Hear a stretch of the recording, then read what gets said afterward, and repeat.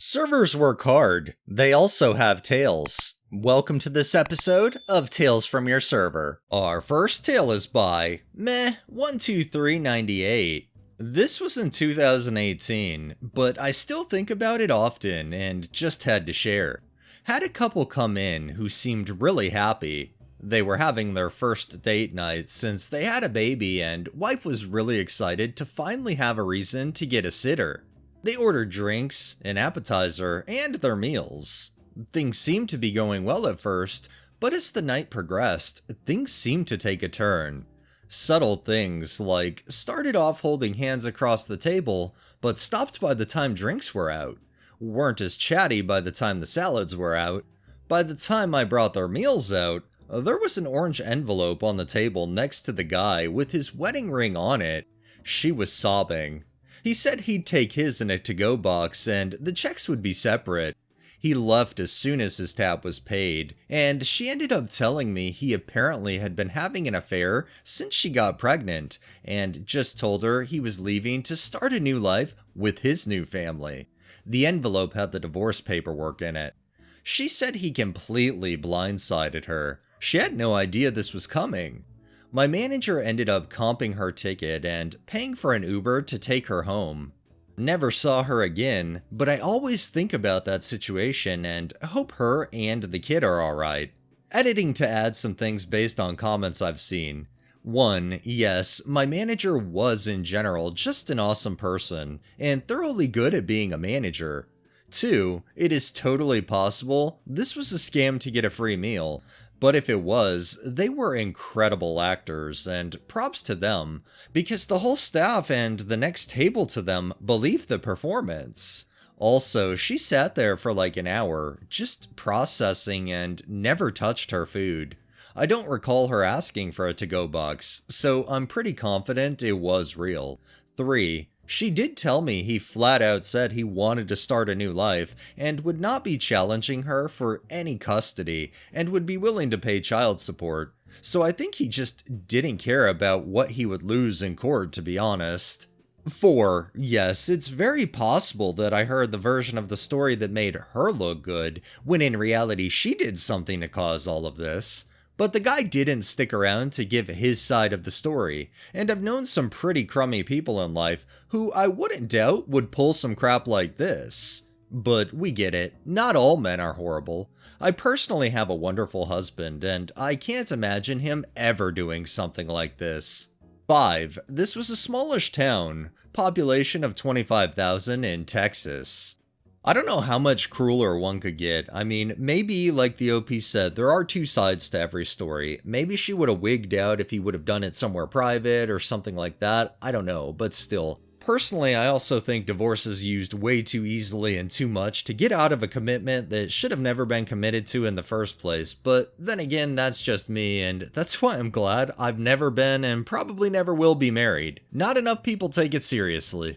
This next one is by FarTiger3226. So I served a guy on Thursday evening that seemed nice enough. He was a little weird, but nothing I haven't dealt with before. He ended up giving me one of his business cards and offered me a job by the end of the night after telling me he feels sorry for the girls like me, small and blonde, for all the nonsense we must have to deal with from guys while on shift. He comes back on Friday and asks for me to serve him again, so I agreed.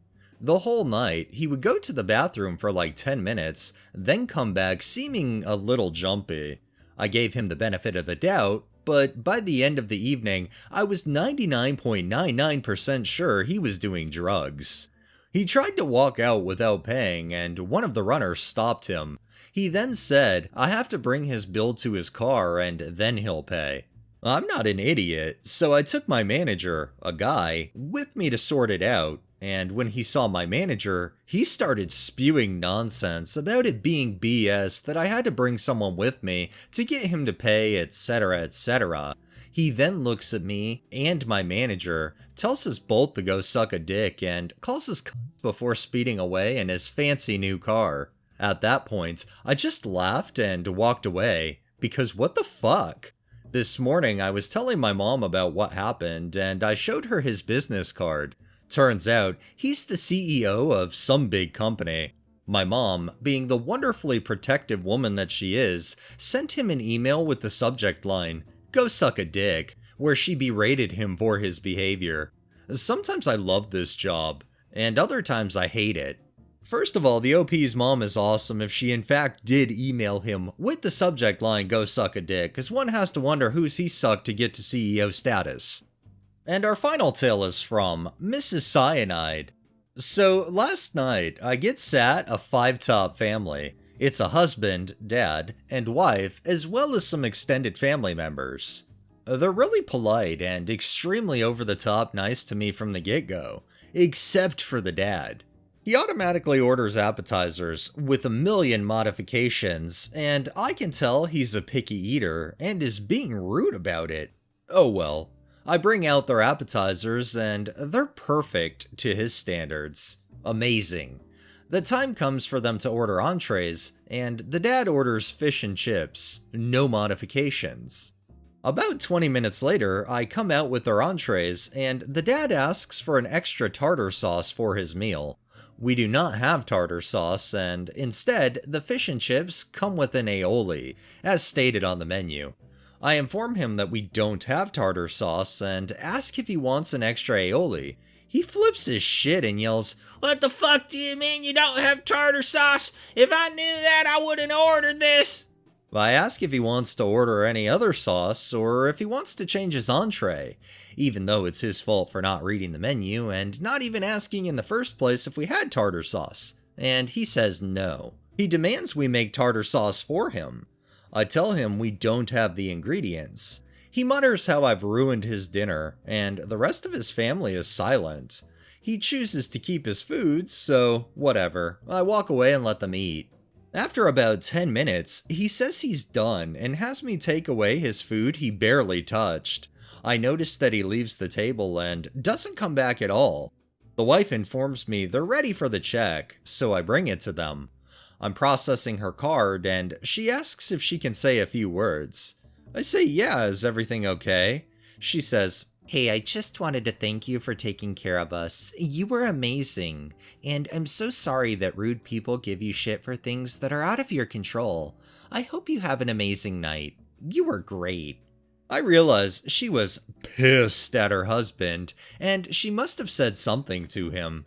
She proceeds to tip me 25% and leave. I felt really good to have some sort of apology when I thought they would have sided with him. Believe it or not all family members will side with a family member that's acting like a complete asshole, especially because for a lot of those family members, that one family member acting like an asshole is so embarrassing to the rest. It's good that the wife ended up apologizing for her husband, but it's sad he didn't have the balls to do it himself. Alright, that's enough tales for the day. Well, that wraps up this episode of Tales from Your Server. If you liked the video, please drop a like, share my content on all of your social media, subscribe if you haven't already, and make sure to hit that bell so you're notified every time I upload, and drop a comment down below. It really helps with the algorithm and helps new people find my channel.